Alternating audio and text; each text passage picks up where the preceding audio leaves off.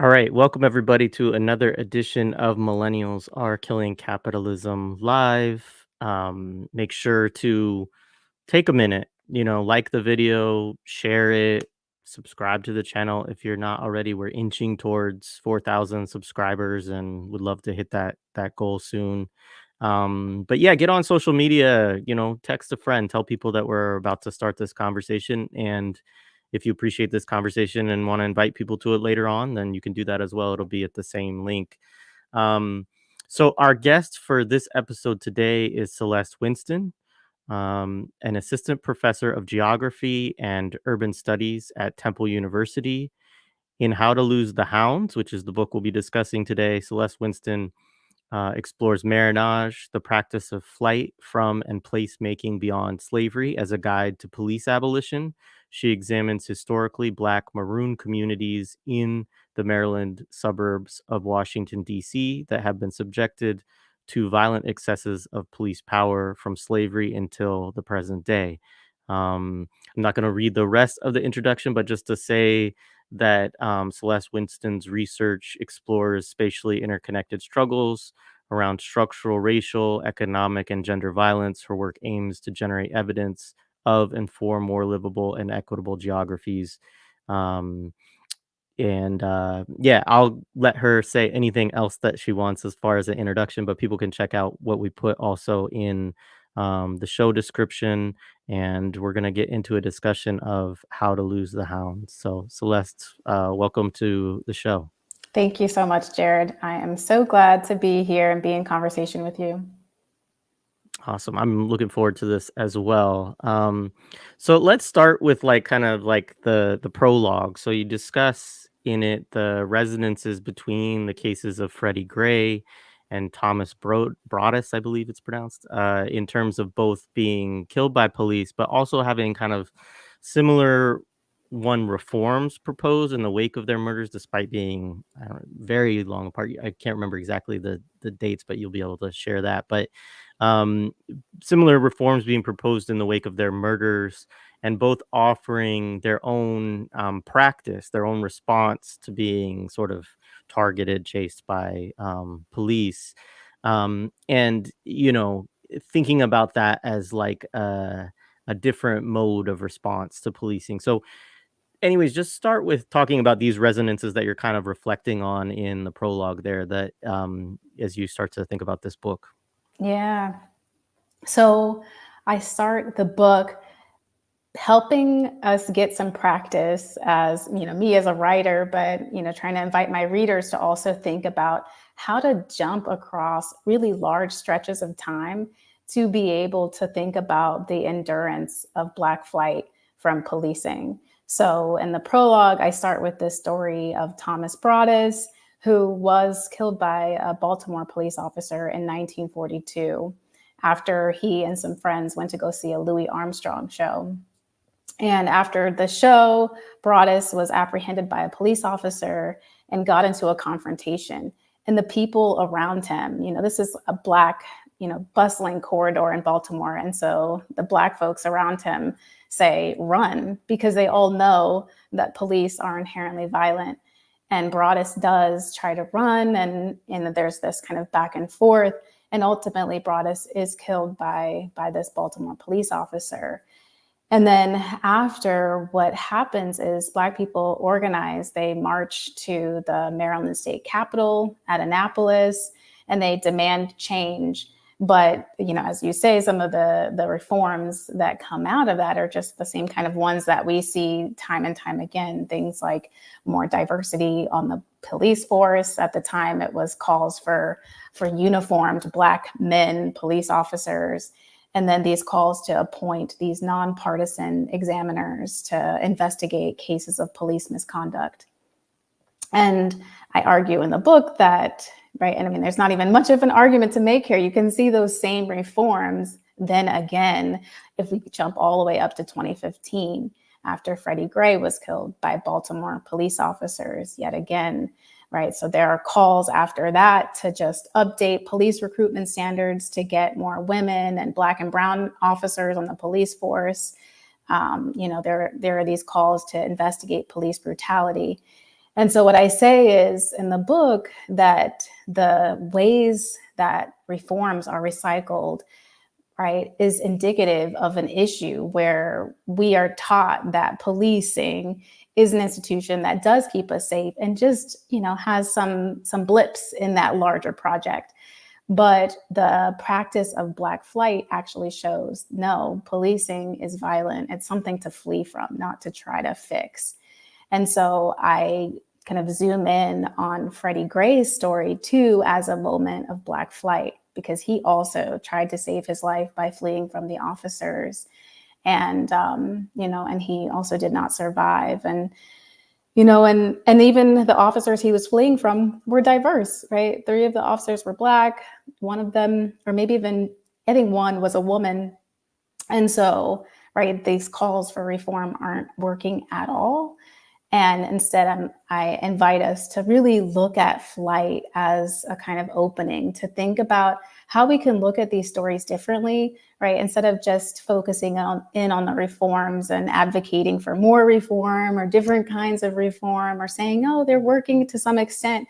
No, let's actually step out, come back into the story at the moment of flight, and then use that as a way to refocus the conversation and think about what it means to not just investigate police brutality, but just really think about radical possibilities for transforming our understandings of what it means to be safe and what it means to maintain Black life. Right on. I love that.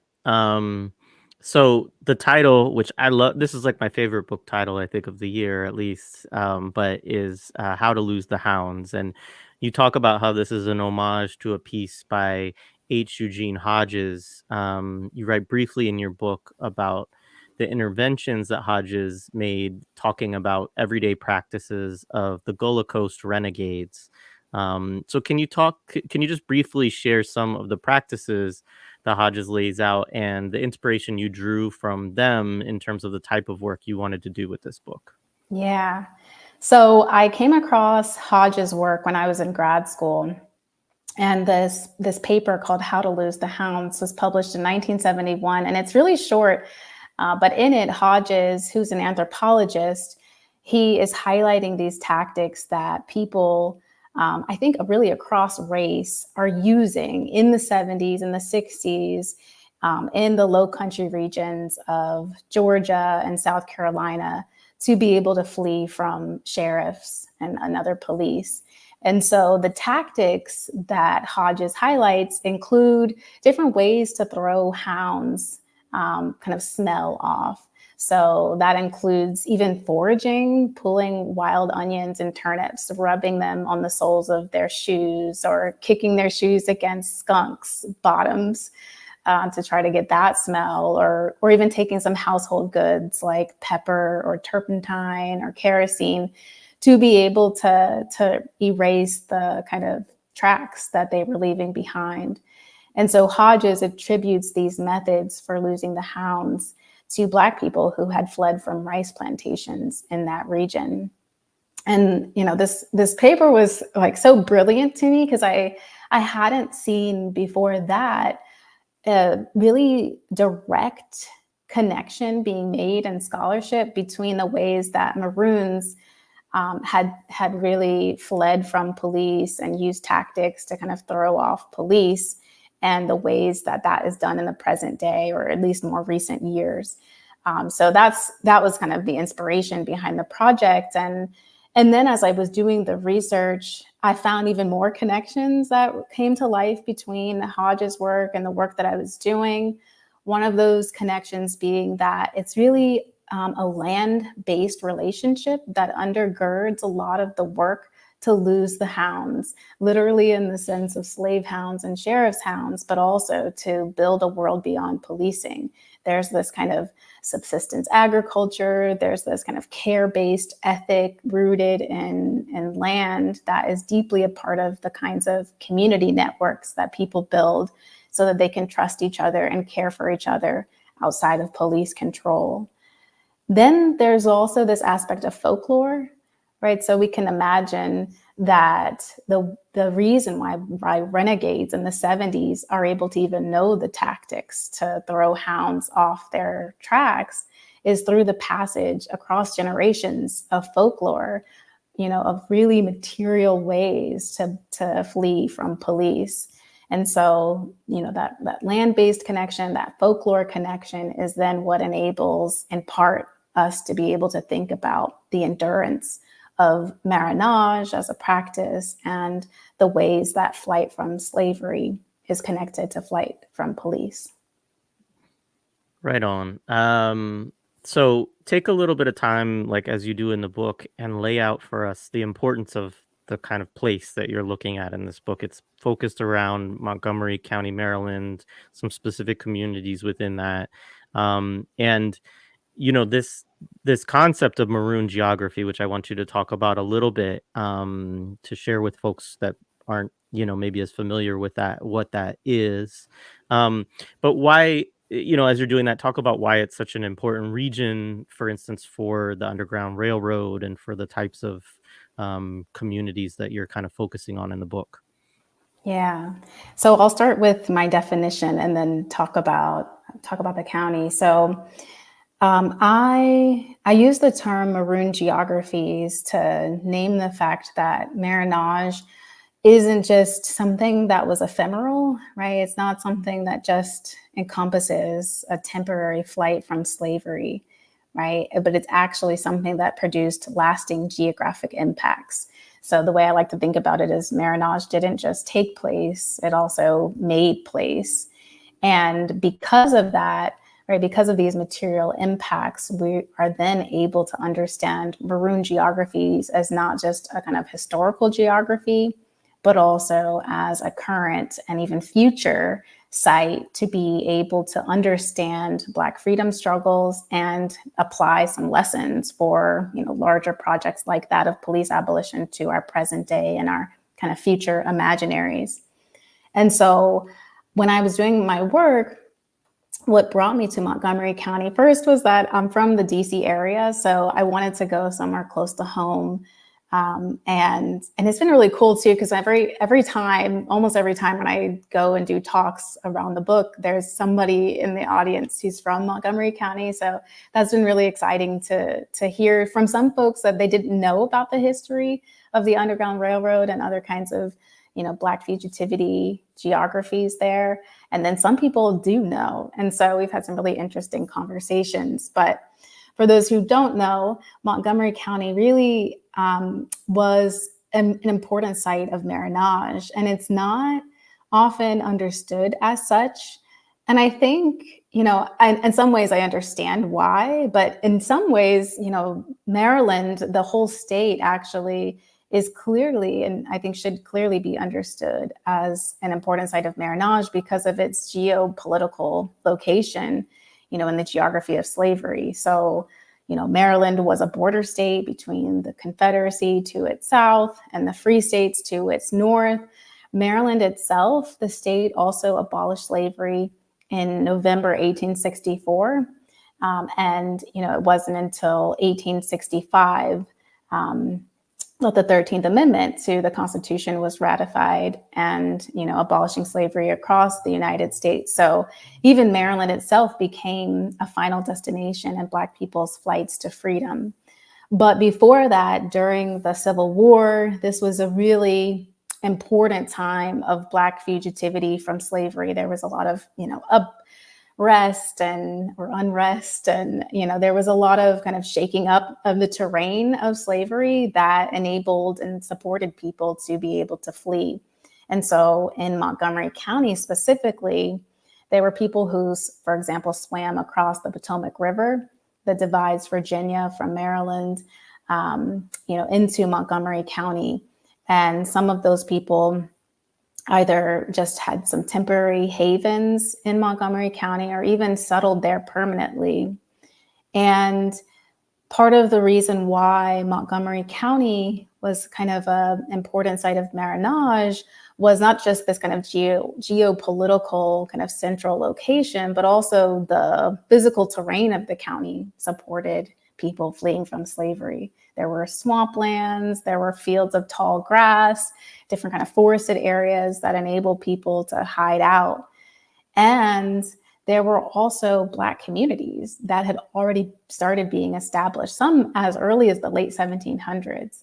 One of the earliest Black communities in Montgomery County was established in a Quaker area, because Quakers, emancipated the people that they enslaved a little bit earlier. So that kind of created some conditions of possibility that were also social, that enabled people fleeing from slavery. And so yeah, if you look at the history of marronage in Montgomery County, you can see even in the Montgomery County kind of records of runaway slave advertisements, there were actually over 400 notices that were published. And of course, that's just a partial record. And this is from people who were enslavers. Sorry, that was a knock. I just had a package delivered. But there were, these were notices that enslavers published in local newspapers saying that, the people that they enslaved had run away. And then even outside of Montgomery County, Maryland, there were also enslavers who speculated that the people they enslaved would run away to that county, that they had relations there, or that they knew that there were just these strong networks of fugitivity in Montgomery County.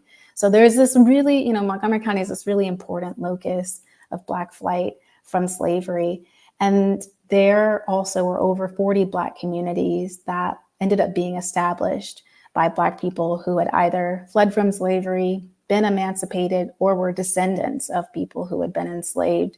And that then created the conditions for the endurance of, Maroon geographies and people actually holding on and passing down generational knowledge of some of the ways that early Black residents were practicing safety beyond policing and, getting to do that in their ongoing life as well. That's great.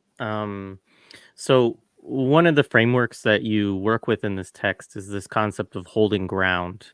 You use this both like kind of as a methodological sort of practice, I guess, but also, you meaning it materially as well. But so you write, to hold ground methodologically involves rejecting conventional ideas of what counts as historical and geographic knowledge in order to recast marginalized historical geographies as part of a real material basis for constructing places of freedom, end quote. So talk to us about this practice, if you would. Yeah. So yeah, marronage, I think we can understand as a practice of holding ground. It's really about making and sustaining places. And then, we also can understand to hold ground is also to kind of refuse to yield in the face of attack, right? You're holding ground against something. And it's really different from, I argue in the book, stand your ground laws, which really aren't about, refusing to yield in the face of any kind of dominant attack, but instead about maintaining white property rights and life at the expense of Black life and other, people of color and other marginalized people. But really holding ground is really kind of a radical project that's geographic and that turns really kind of dominant relations on their head. And so I write in the book about marronage in that way. And then, as you say, about my methods as well. As I was doing the research for this book, I had to think differently about research from how I initially, considered what even makes a valid research project. And really the main reason behind that is that stories told about Black fugitivity and histories of Black fugitivity are always necessarily opaque, right? There's parts that are just inaccessible in a historical record, and they're also not fully verifiable. And so to do work that is highlighting Black people's histories and also the histories of other oppressed people you have to, as a researcher, kind of hold ground. You have to maintain some opacity, right? Refusing, the kind of dominant ways of knowing and kind of working out knowledge. And the way that I did that, some of the ways that I did that in my work was first just expanding what even counts as history. So I have a whole chapter around folklore because I came across so many stories in the research that I couldn't fully verify. And I grappled a lot with that. And what I came to do is celebrate that folklore and honor it as a valid part of the historical record. Because even if I couldn't fully verify historical accuracy, I could see that the folklore had a material impact in the communities where I was doing my work. And so the folklore itself, right, is equally a part of the history and the historical geography that makes these places. And then I also, in my work, rejected this kind of impulse that often historical texts do to account for and just exhaustively document historical causality and continuity, right? So I'm able to jump between the cases of Thomas Broadus in 1942 up to the case of Freddie Gray in 2015. And another place in the book, I jump between 1845 and 1972. And I'm able to do that because I'm not arguing for historical causality. But what I am saying is that these earlier moments of Black flight leave material impacts. Again, they're making place. And therefore, the way that people are organizing their lives in the future has some kind of connection. And we have that material geography to kind of bring them together. I love that. And I mean, it reminds me in certain ways of some of the work of like Orasami Burton and Damien Sojourner, and kind of the ways that they think about archives, but also like um, I don't think they use the term archive, but like sort of counter archives. And also, yeah, Sonia Vaz Borges, she talks about walking archives too, right? And anyways, just these recognizing these forms of knowledge and like the importance of um, folklore and myths, and even sometimes things like conspiracy theories or things like that, as like these, they are forms of knowing and understanding, even sometimes if it's not based in like material fact. It's like they still influence, right, the way that community can yeah, the practices, the things that we teach each other, etc. So yeah, I appreciate that. So this next question is a little longer because I want to read a quote or a passage, a little bit of a passage from the book. So the very underdevelopment of Black communities in Montgomery County facilitated the endurance of local Maroon geographies. In fact, Maroon geographies exist through the reworking of geographic refuse, spaces that have been refused incorporation into dominant geographies and development, and sites where the people, land uses, and material environment are cast as marginal to the workings of racial capitalism's ecologies. Black residents in Montgomery County's historically Black communities took advantage of the possibilities afforded by the underdeveloped, geo- quote, geographically difficult terrain where they lived. The swamps, marshland, densely forested areas, and isolated places that offered temporary cover and long term homes to Maroons fleeing enslavement in Montgomery County had become Black communities with intractable barriers to outsiders. Residents of Black communities ensured their safety and maintained a sense of security through this lasting Maroon tactic of isolation.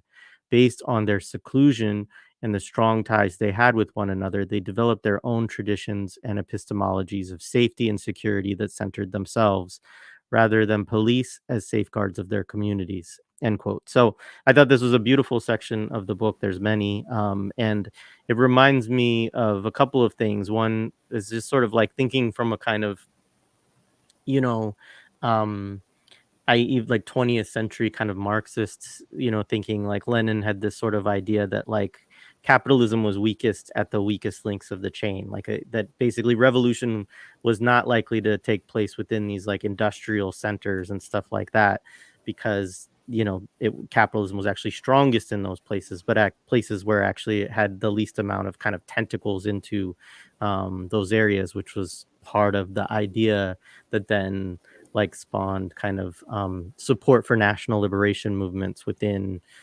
countries within the global south, etc. And I think we could think about kind of policing and capitalism as very much linked this way.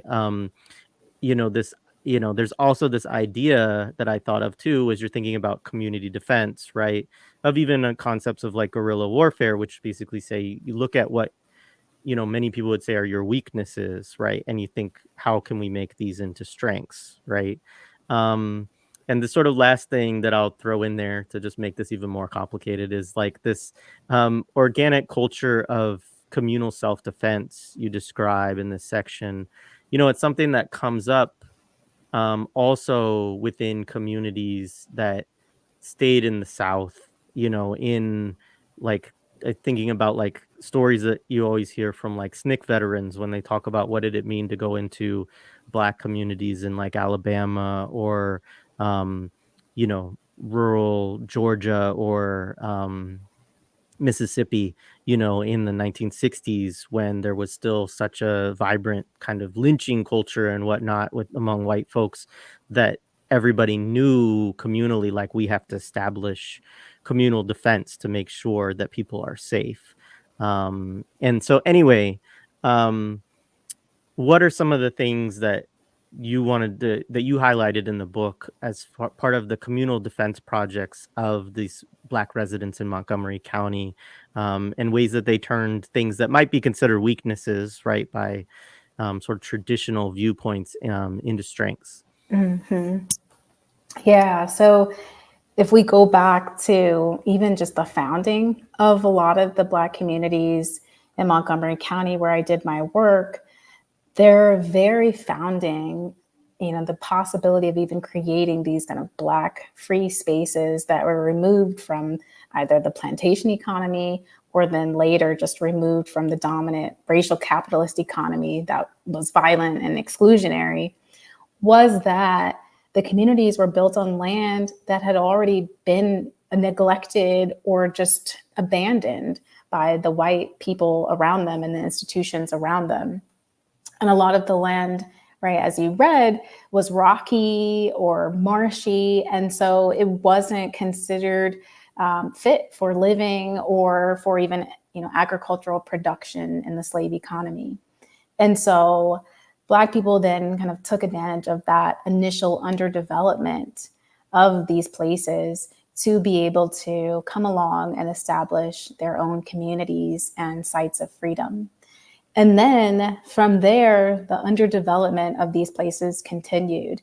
And we can like take a step back and just think about Black communities across the United States and think about ways that these communities have been organized to not have the same kind of infrastructure investments that white communities just outside of their borders have had. And that ranges from plumbing and sewage infrastructure to just having paved roads and sidewalks. And so in Montgomery County, right, that was the case. And some neighborhoods, for example, didn't get investments in paved roads and other kinds of infrastructure until the 70s. And that's when urban renewal came in and kind of decimated a lot of these communities. And then some communities were able to kind of hold ground and kind of maintain some of their Maroon geographies. And we could talk about that later if we have some time. But yeah, and I argue in the book that we shouldn't just kind of sit back and celebrate the abandonment of Black communities, right? We can call for important investments in these communities. We can think about ways to extricate state investments in Black places from policing, because often social services and investments in infrastructure, like with urban renewal, come with mandates and around policing and all kinds of surveillance technologies and procedures, right? But even as we're thinking about just the conditions of abandonment, as we're not celebrating them, as we're calling for investment, there's also, I argue, this important kind of opening to be able to understand how Black people, Black communities have met their needs while navigating organized abandonment. And one of my favorite quotes in the book came from this interview that I did with a man who was born in 1936. He lived in the neighborhood Hayti in Montgomery County. And I asked him in an interview, when you were growing up, did police ever patrol your neighborhood? And he responded with a laugh. And he was like, no, they did not patrol our neighborhood. They could not even get up the road because the roads weren't paved. It was hilly. And, for many of the Black communities in Montgomery County, there were just often one way in, one way out. The conditions of navigating those roads were difficult. And so residents were kind of given that freedom, and in many ways, their communities were illegible, from the point of view of the police state. And so we can understand then this kind of history of underdevelopment and ongoing underdevelopment as also happening alongside Black community visions and practices of development that literally paved the way for community beyond policing. That's great. I'm glad you said that quote too, because it was in my mind, and I think I think it's in the same section, and I was like gonna include it, and then you said it, so I'm glad you did. That stuck with me, just thinking about that. So you talk and think about different types of what you call Maroon infrastructure. I really appreciated kind of the conceptual work you were doing here, and you talk about what does it mean to produce, quote, a material grounded basis for flight, end quote. So talk a little bit about what that means. Yeah.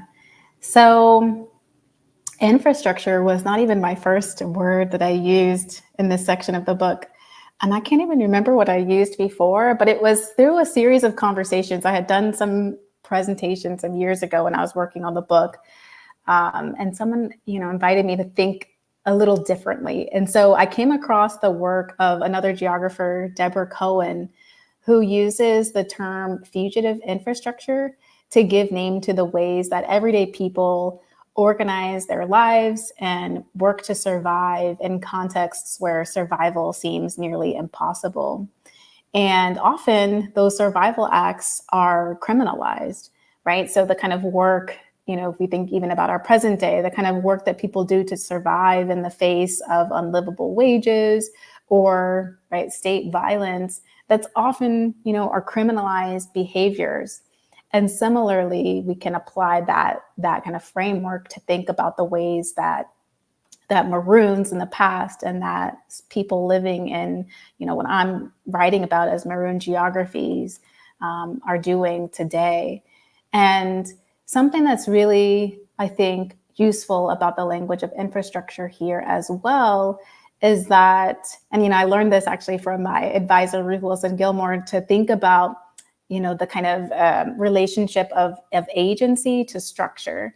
Often people talk about how people who are organizing against the state's, violence or organizing against other kind of dominant forces are agents, right? They have these agential forces pulling them together, giving them the kind of momentum to be able to advocate for their needs and, build solidarity. And then we have the structures that they fight against. But as Ruthie Gilmore will say, the kind of practices that people engage in to fight against structure are equally structural as the structures that they resist. And then vice versa, the structures that we're fighting against aren't just these monolithic entities. They are also made up of agents that even at times are working at odds with the institutions they're a part of or the sub-institutions that they're kind of in relation with. And so if we take that and apply that thinking also to marronage, we're able to understand that marronage is as structural as the structures it resists, be it from just the history of the institution of slavery, right? And that kind of resistance that was organized in our past, all the way to the ways that Maroon geographies are structures that are organized against policing as an institution and other kinds of institutions. And this reframing, I think, is particularly useful in the context of the United States. Even the use of the term marronage to talk about flight from slavery in what is North America is not common, right? And often the kind of language that has been used historically to describe Black people who were fugitives from slavery was that they were runaways or they were banditti. There were these other terms. And that act, of course, was criminalized, but very much individually. And policing in general works to individualize disorder, right, as a way to respond to larger crises and ignore the kind of issues that are prevalent and that are being responded to by people through criminalized acts. And they're also, at the same time as individualizing and criminalizing the flight from slavery that was happening in the United States, there also, on the other hand, was this even kind of pathologizing of Black flight from slavery. You probably know of the term drapetomania that American doctor created to describe the so-called psychological disorder that made Black people flee from bondage.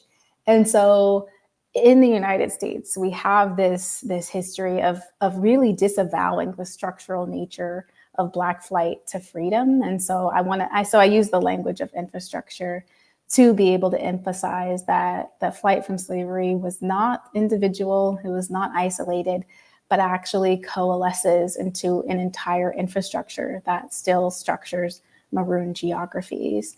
And again, thinking about that structure helps us to be able to traverse the stretches of time that I do in the book.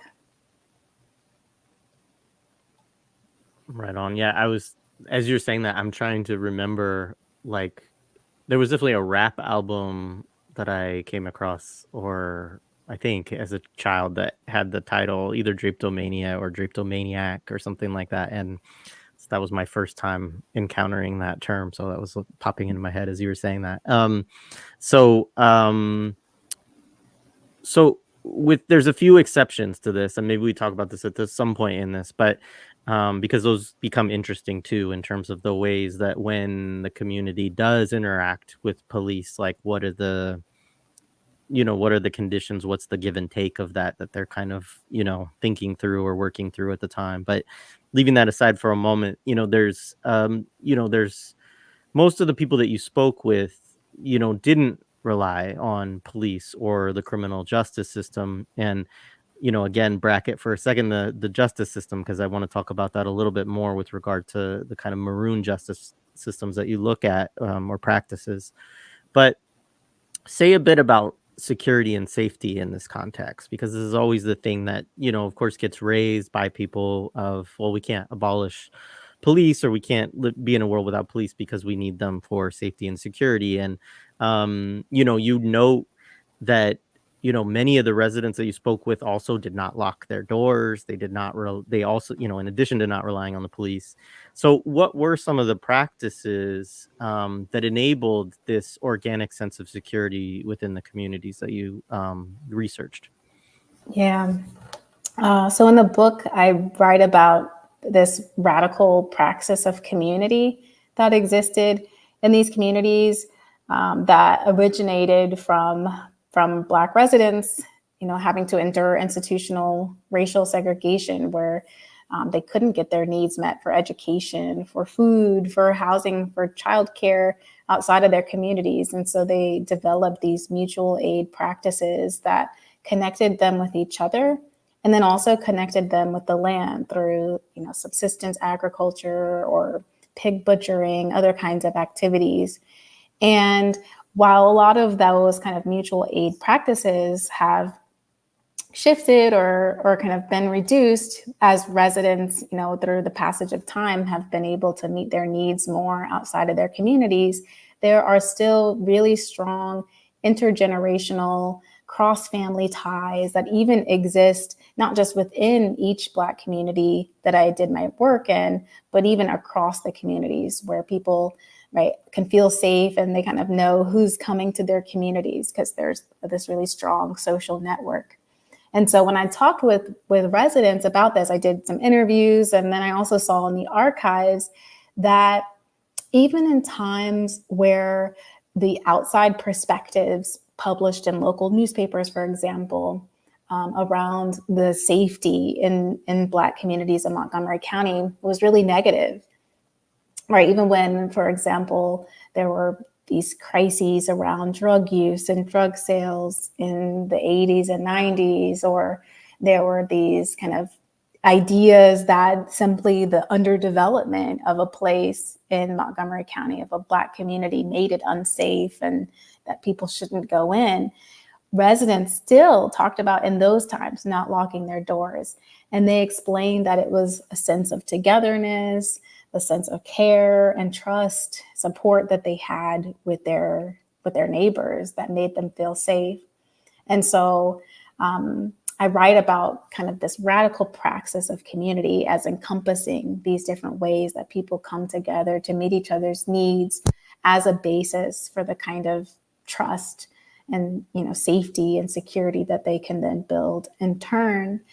And I also am really careful in the book to define community really explicitly in that way, because that term community is appropriated for a lot of different uses, including for the police state. So if we think about community policing, right, as this kind of misnomer of community, this kind of set of practices that came out of the 1960s, where police are just given additional roles to be able to so-called build trust with the people that they police, right? That is actually not at all what the kind of sense of community that I learned about in these neighborhoods actually makes people safe, right? So cops are doing coffee with cops events, or they're making agreements with community members to be able to use their homes for the purpose of surveillance. That actually happened in Montgomery County, right? That's actually decimating the social ties that are really integral to the experiences of safety that residents told me about. And so yeah, I write about the ways that community is practiced really beyond policing, as a way to think about how even in these moments where the outside narratives are that a place is unsafe, people are still able to do something like not locking their doors. Yeah, I appreciate that, and I appreciate because community policing is this kind of such a common refrain. It's one of the things that is often proposed as like the reform to, egregious acts of police brutality and murder is like, oh, well, we need more community policing. It's like, well, that's actually just a tactic of like police counterinsurgency. It's not, it it decreases the organic sense of safety and security within a community rather than the opposite. Um, so you have this great chapter on maroon justice, as you call it, and you think about this alongside, the kind of terms that folks are probably more used to these days of kind of restorative justice, transformative justice. And one of the things that you note is because marronage originally, was flight from enslavement. It was, this group practice of running away and forming these communities. That it necessitated a rejection of the kind of moral sorting of people around concepts of guilt or innocence, because obviously they were all themselves sort of like illegal. They had stolen themselves, right, in the eye of the kind of the slave, plantocracy or whatever we want to call it, like the idea that, you know, their existence away from enslavement was criminal. And so this means that, the forms of justice that were established in these sites, had to operate under different paradigms, right? You couldn't accept that sort of, state narrative around them being contraband or whatever. I mean, if something's illegal, we're all illegal, right? Or whatever.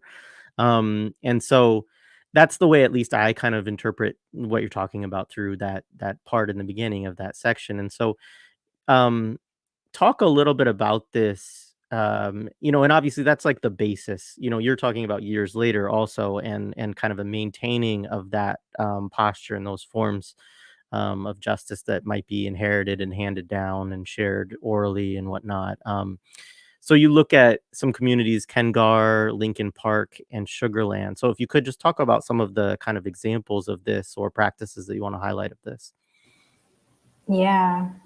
So your interpretation, that's spot on. Yeah, I'm thinking about Maroon justice as kind of a bringing in aspects of restorative and transformative justice, but also rooted in Black people's understandings of justice in the wake of slavery, right? Understanding that legal innocence has never been a haven for Black people.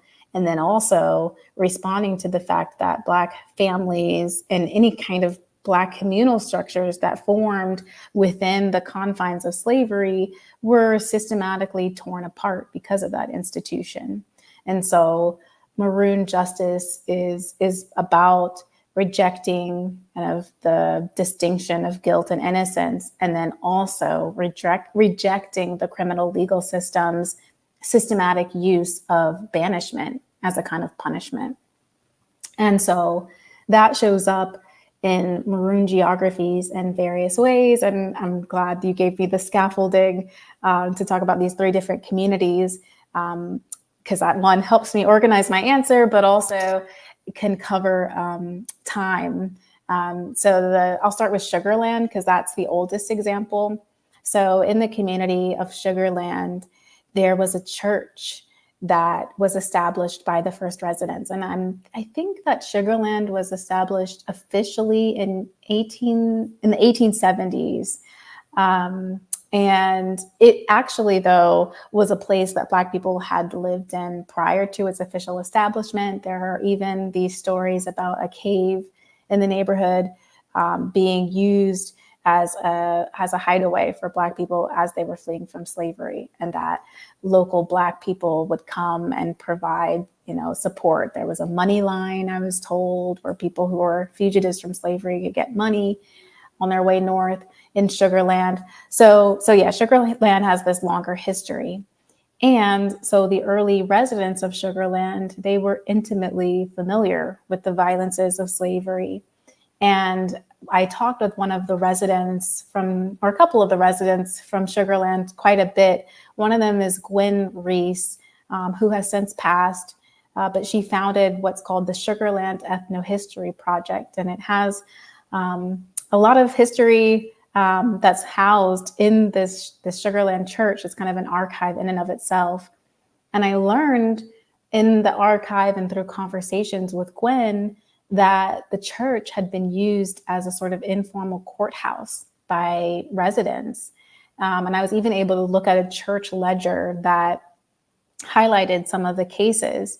And what was really amazing to see in the ledger was that you might read on one page and about somebody who, one of the stories I bring up in the book is an older man who took in a younger woman. So, there are these kind of speculations we can make about, sexual violence. And so this case is outlined in the register, but then you also see the man named John Higgins, who was involved in that issue, brought up, just some pages later for some help that he brought to the community.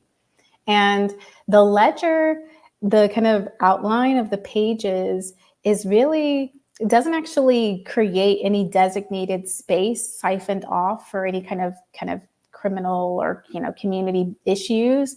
It was just written in between, birth registries and marriage registries and other kind of church notes and business. And you get to really see that the issues that people are resolving within this church are just kind of part of the church business. And it's the pastor who saw these cases, and then other church leaders who represented people in the community who were involved in some kind of dispute or conflict. And you're able to just really step back and see that people who are involved in issues are also integral to meeting important needs in the community. And so, yeah, so that's just one of the kind of alternative justice systems. Outside of Sugarland, if we jump to the community of Kingar, this example comes from 1972. So in the book, I write about how there was this case in 1972 where 3 white teenagers drove into the neighborhood and they threw firecrackers into a group of residents. And the residents had already faced a lot, years of anti-Black violence from the part of white residents who lived in Montgomery County. And so they responded to this with violence. So one of the white teenagers was killed, one was assaulted, the third got away. And what happened after that moment was that one of the community leaders in Kingar, named Leonard Jackson, talked with the police and got them to not enter into the neighborhood. For this incident happened on a Friday night. The police didn't come into the neighborhood until 5 a.m. on the Sunday after. And what Leonard Jackson agreed to do for, in exchange for the non-police involvement was that he said he would patrol the streets, and then the neighbors had time then to get together and figure out how they were going to respond.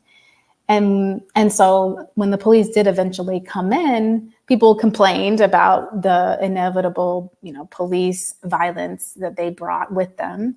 And then they also worked together to support the people who ended up being arrested, who were known as the Kingar Five. So it was 5 men who ended up being detained, and they were charged with different things from murder to assault. And residents were able to pull together bond money for 4 of the 5 men. And then when the 5th man was found guilty of manslaughter and sentenced to 10 years in prison, they still kept fighting for him. And their attempts at getting freedom for the 5th of the Kingar Five, I write about, are really important to understand because their arguments didn't center around an argument for innocence. And they could have, because residents believed actually that this man actually had just surrendered himself in exchange for a relative of his. But instead of advocating for this man's innocence, they instead came together as a community, issued a community level apology, and also advocated for this man's release. And he ended up being released on parole, I think less than 4 years later in 1976. And so yeah, there's this really important way that we can understand how to hold people, yes, accountable for harm, but treating harm reduction as a kind of community responsibility rather than an individual responsibility. And then, I'll let you go because this is a long answer. You can keep going, but I just want to say I loved that story so much because I just thought about like all of the, I mean, folks who know me, know that I've done work to try to help folks get out, spent time advocating, for parole boards and like, obviously there's a number of political prisoners that we've lifted up on, this podcast, and Black Power Media does a lot and stuff like that. And just that idea of that whole community working together and, and also not giving in to that trap of innocence of having to, you know, um, to focus on that as the point of, just sort of like, anyways, I just loved that story. So anyways, I didn't mean to stop you, but I just wanted to say that. Like, keep going, please. No, thank you. Yeah, I mean, I'll just follow up on what you said, because if the goal is abolition, right, then we can't argue for a proper functioning of a system that runs on some people being guilty and some people being innocent, right? There has to be another kind of appeal that we're making to free people beyond that distinction, if our end goal is really to build a world without police. So yeah, and then so from the Kingar example, I move forward and talk about a kind of a practice that has happened and is still happening in another neighborhood. It also happens in Kingar as well, but in Lincoln Park, there's a phone line that residents told me about that they use, where they'll have designated people to call in their neighborhood when something goes on in the neighborhood. And so each person will call the next person, and together they'll decide how to respond to something, and if at all they're going to involve the police. So this is kind of, in the similar vein of how Leonard Jackson already kind of had that infrastructure in place to be able to make the appeal to the police officers to not come in after the Kingar 5 incident. And in Lincoln Park, it worked in a similar way. And often I was told the people decided, no, we're not gonna involve police. And often, sometimes, people will even handle stuff on their own if maybe they had a relationship with people who they saw were in a conflict, or, maybe somebody took something from somebody's car. They decide to not call the police and use this as an opportunity to repair issues on their own terms as a community, rather than, again, playing into the logics and practices of the criminal legal system. Yeah, thank you. So folks, I do want to say I have a couple of questions to close out, but if you have questions, please put them in the chat and we will ask Professor Winston if she has some time to respond to your questions as well. So I appreciate also the way that you think about and write about capitalism in this text, because there's a lot of ways I think that some discussions around abolition can kind of forego this question, or just sort of, I don't know, they just sort of don't deal with it in certain texts, not everybody. Which is to say, I do think that policing is a key part of a function of a capitalist system. And you know, obviously there's the specific still ongoing histories of anti-black policing in the United States, as you lay out, and we're all too familiar with that. um and that has a specific policing function related to it. We could talk about it with indigenous communities as well. um and there's and of course, like, immigration and undocumented folks and all of this. But there's also this very specific role of police around the protection of private property, which is really the basis of capitalist relations, and this division between the haves and have-nots, right? If we could say, around maintaining a defense of the kind of exploitive relations, economic relations that capitalism, is kind of based on. And so um, Maroon geography is, of course, not, as we're talking about like these examples, we're not talking about yet a sort of total overthrow of that system, but an attempt to kind of carve out space within it, and maybe imagine that also then as a basis of transformation and thinking beyond that. And yet, what I really appreciated is like you've talked about this a little bit earlier in the conversation, but I want to kind of go back to it. Is you're attentive to these communal forms.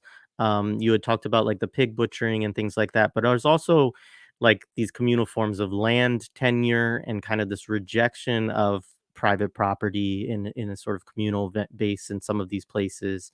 Um, and you think about these things, these, the organic security, the meeting of kind of material needs, social reproduction, and then this property sort of relations discussion, as kind of seeds of anti-capitalist social relations. So just talk about this a little bit, and your importance of highlighting how their social relations did not conform to those capitalist norms. Yeah. So it really is anti-capitalist organizing and scholarship that inspired me to even think about this in the first place. Specifically, the argument that there is an outside to capitalism.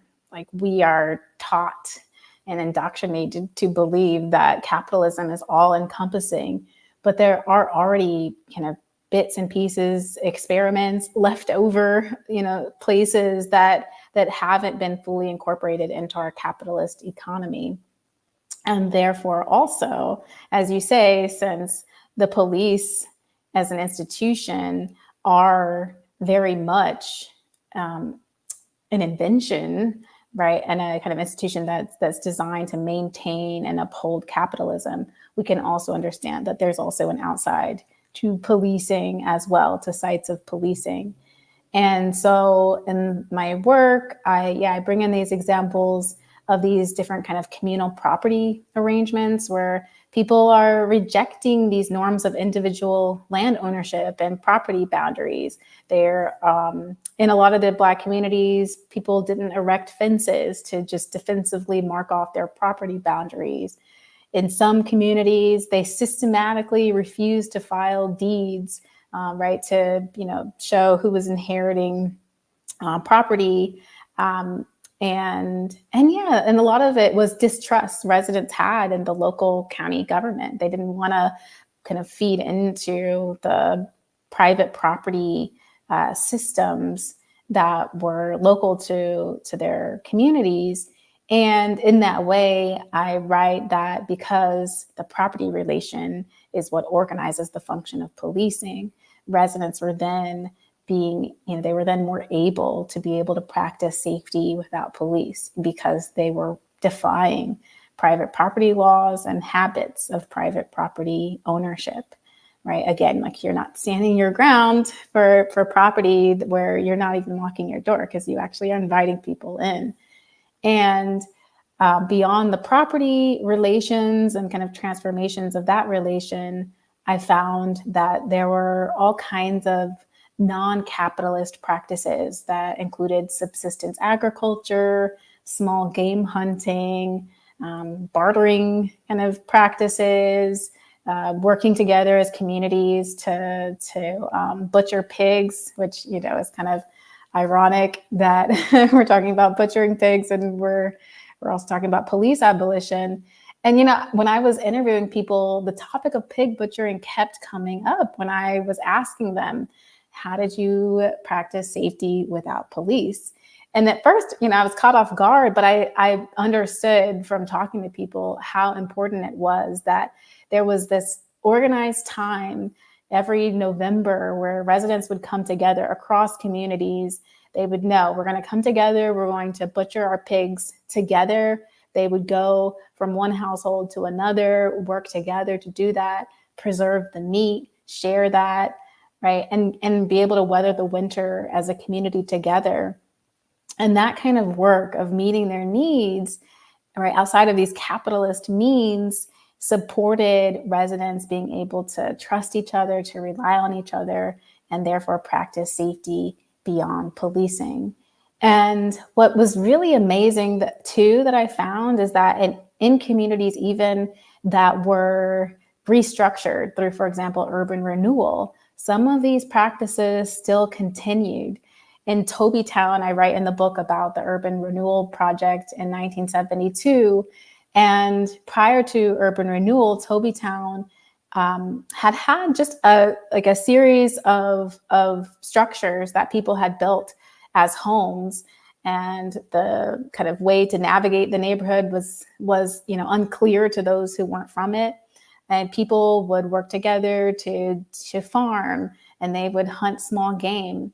And the urban renewal project that came to Tobytown had stipulations that explicitly prohibited small game hunting, right? Criminalizing that action of just meeting one's needs.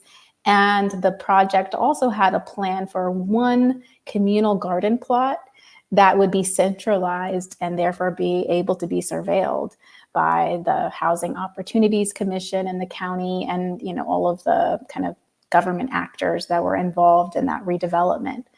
And residents refused to abide by that. They still used their plots to grow tomatoes and things. There was one resident who was cited in a newspaper article back in the 70s saying, no, I still hunt rabbits and stuff. Like I'm still engaged in these practices that, yes, I know are criminalized, but that are important to my livelihood. And so I think it's really important to also understand that even in the kind of geographic restructuring that is an attempt at making a place more legible to police, right? And attempts to kind of snuff out the kinds of non-capitalist practices that are outside of our dominant political economy.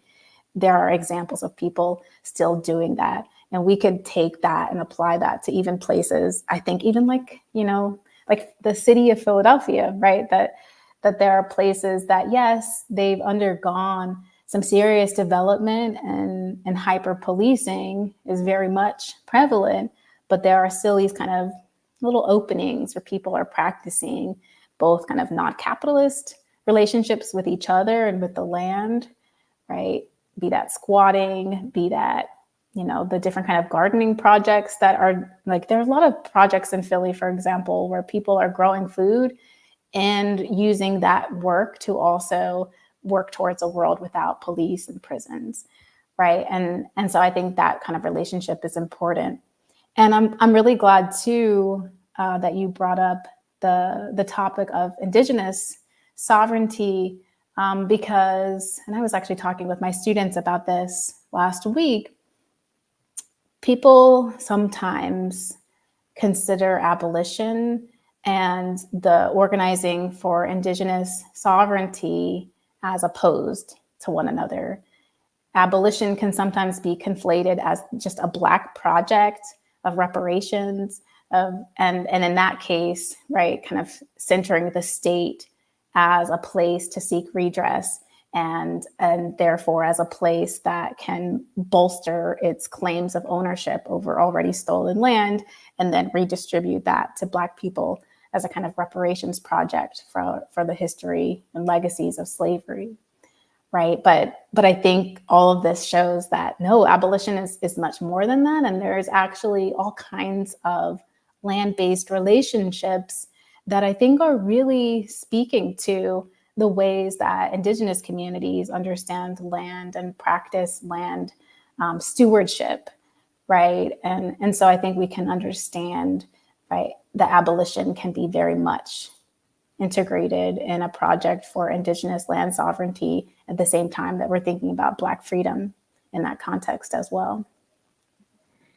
Right on. I'm gonna pull in. I have one more question I'll get to in a minute, but I'm gonna pull in one from our audience and folks again. Like, feel free to drop them in the chat. So, Born Liberated Empathetic World asks, how can we incorporate maroon systems into our communities, especially when gentrification and price, especially, yeah, with gentrification and price gouging rents?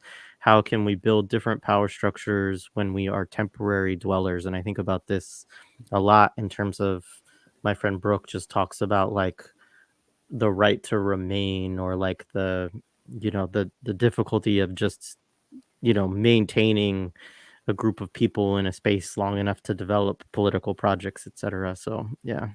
Yeah. Yeah. The example that comes to mind is the group Moms for Housing. They're based out of Oakland.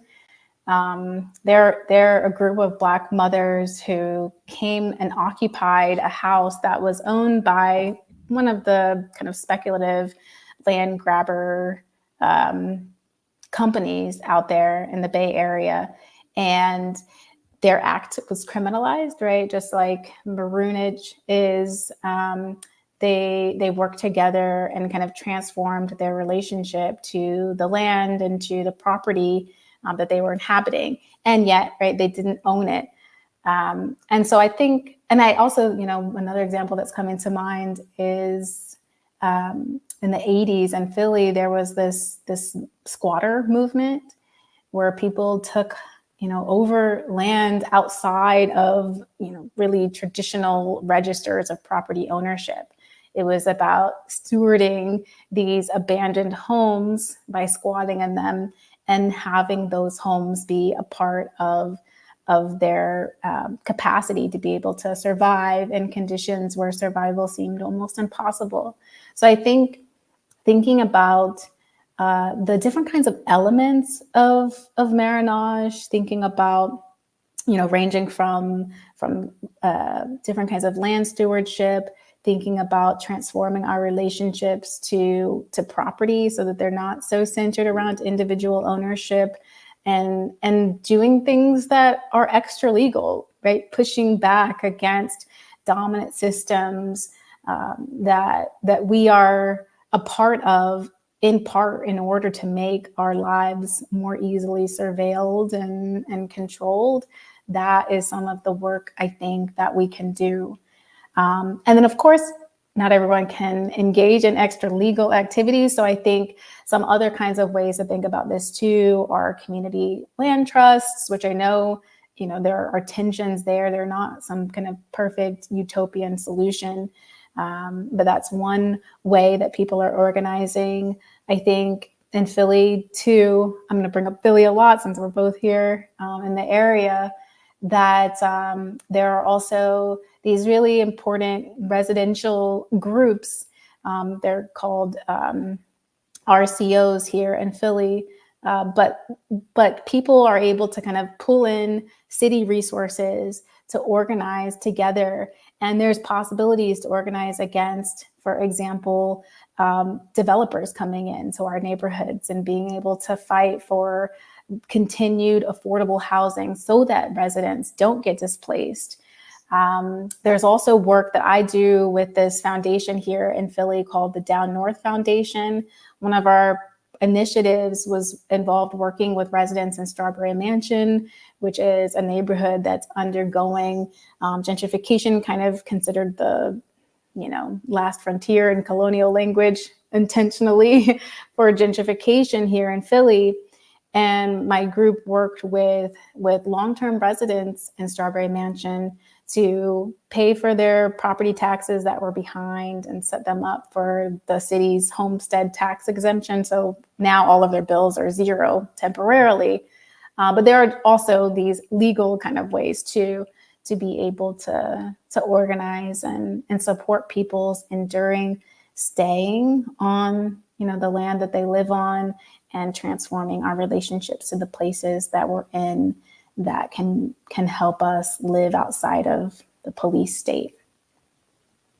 Yeah, I appreciate that. And I'm just gonna give a shout out to so this book, How Do We Stay Free, documents a bunch of things that were happening around the time of the George Floyd rebellions in Philly. And specifically, there's a chapter in it um, that's written by members of Philadelphia Housing Action, including Jennifer Bennett, rest in power, but also Sterling Johnson and I think Wiley was a part of writing this too. Shout out to them. But from this group, Philadelphia Housing Action, and what it does is it documents their process of, um, basically, um, how do I explain this shortly? Basically, they occupied. They did multiple occupations, and including like squatting in a bunch of buildings that they knew were owned by the city, as well as a big, like, kind of homeless encampment. And through doing this and through the needs of the city and developers to sort of remove them so that the city could start certain construction projects on a timeline, they were able to negotiate the city and some other government entities to transfer 50 homes that they owned to this community land trust. So it kind of combines multiple things that you're talking about, and it's also like a local Philly example. But in this book, yeah, they actually talk about kind of a play by play of that over several weeks or even months of the different back and forth, the negotiations, how they responded to certain things that the city and the police were trying to do. And obviously it is a specific example. I mean, I think that the combination of both the uprisings and rebellions around George Floyd, as well as the COVID-19 pandemic, provided a set of conditions, and even some legal frameworks through which they had a little bit more um, room to operate, because the police really weren't supposed to evict people in this time frame, et cetera.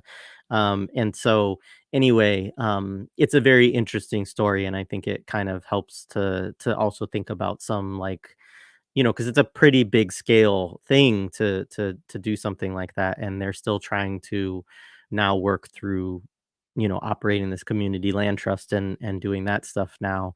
But it's definitely a good example of a local struggle that I think follows from this, and they very much directly think with like the Black radical tradition and kind of histories of marronage and stuff like that in their work. So, um, Yeah. Yeah. The encampment was one of its names and had the title Maroon in it. yeah.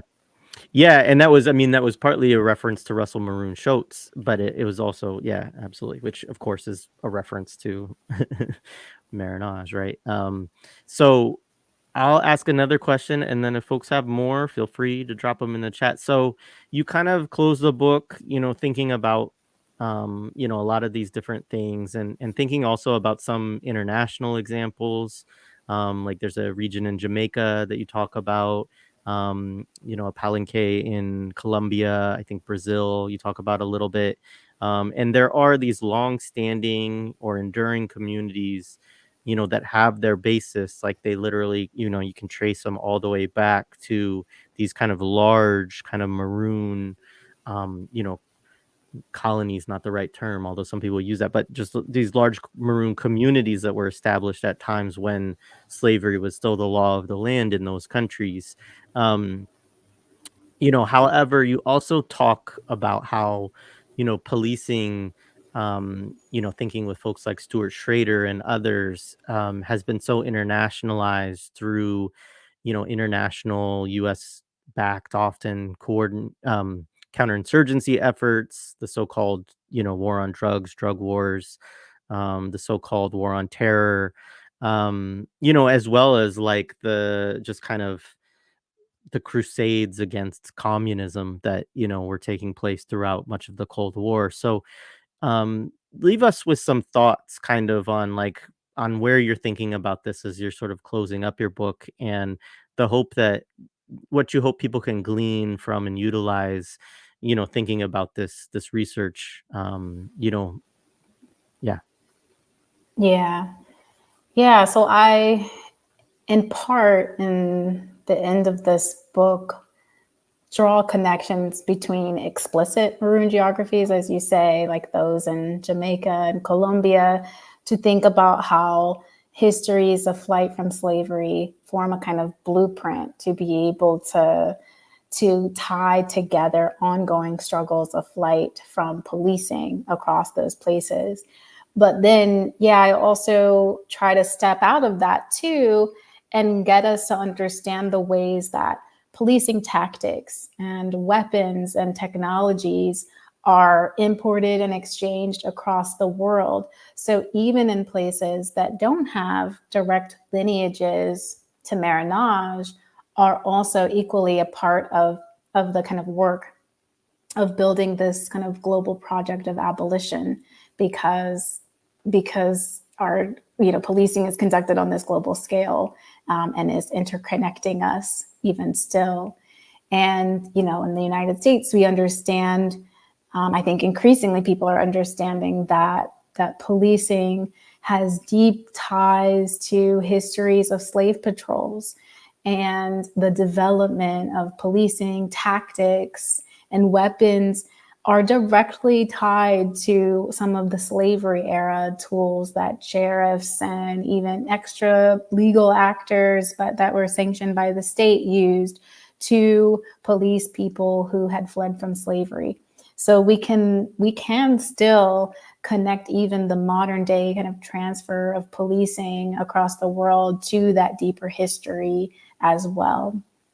And so yeah, I mean, one of the connections that I didn't make in the book, but that I have talked about, a little bit since publishing it, is thinking about the kind of material ways that policing here in the United States is connected to policing in occupied Palestinian lands, by the Israeli government and police forces and military. So just if we think about tear gas, right? The tear gas that is used against Palestinians in their homelands is the same tear gas that is used against anti-police demonstrators here in the States. And that tear gas is manufactured here in the States. And so after, these mass uprisings to protest police brutality, ranging from, Michael Brown's killing by a police officer in 2014, coming up to the George Floyd and Breonna Taylor protests in 2020, Palestinians were able to take to social media and draw that connection and support people who were protesting here in the States and give them tips for treating tear gas. And those kinds of solidarities aren't new, right? Like if we even just think about the history of the Black Panther Party, they had really explicit critiques against Israel, and they organized in solidarity with Palestinians back in the 60s. And so we can really, I think, take these important lessons for how to build a world beyond policing by kind of following the material linkages between policing tools and tactics and technologies. Sometimes even there are exchange programs with police so they can literally come and learn how to police the people back home, more effectively. And so if we follow those kinds of material connections, that can help us build more material connections on an international scale for building a world beyond policing. Right on. I appreciate that a lot. And especially, highlighting those connections with Palestine. All right. Well, thank you so much for this, Celeste. This has been a really wonderful conversation. I know I've appreciated it. I know many people within the chat have as well. Um, and so, just thank you so much for coming on and talking to us about the book. I don't know if there's anything you want to say in closing. I don't know if there's like any projects you're working on that you want to talk about or anything else. But yeah, if there's anything you do want to say, feel free. Yeah, sure. I'll talk about a little bit more about my work with the Down North Foundation. So I started working with this foundation a couple years back, and we're doing different projects, all with the effort to kind of contribute towards a world without police and prisons. And that some of it is land-based. We have this project at the Juvenile Justice Services Center, which is a youth prison here in Philly. And we're working with young people to build out this healing garden, and they're able to grow food, learn different, agricultural techniques, and also do somatic exercises to just get a break from being under the constant surveillance and control in that facility. And we're in this courtyard inside this facility, so we're really in it, and it's tough in a lot of ways. But I think part of what makes that work really hopefully effective is that we're also trying to introduce these young people who are incarcerated to opportunities and people on the outside, so that when they get out, they can even potentially use some of these skills on the outside. Then we also have that program in Strawberry Mansion right now with the property taxes that's called Protect Your Crib. And we have some other projects as well. But yeah, I think being able to apply these different kind of aspects of marronage to this current landscape here in Philly has been really great. And I'd love to start seeing some more work that is directly in conversation with some of the histories of Black people, in particular, their flight from slavery and the kind of placemaking practices that we have done over time to build a world beyond policing. That's beautiful, and absolutely. Well, thank you so much. This has been wonderful. I think we'll go ahead and close on that note, folks. But definitely check out the book. I definitely highly recommend it. There's a lot of stuff that we didn't get into deeply, but also just covering the ground of the things that we did talk about, I think will be really meaningful for folks too. So I definitely hope folks will do that. Thank you again for the conversation, and hopefully we'll talk to you again. Thanks.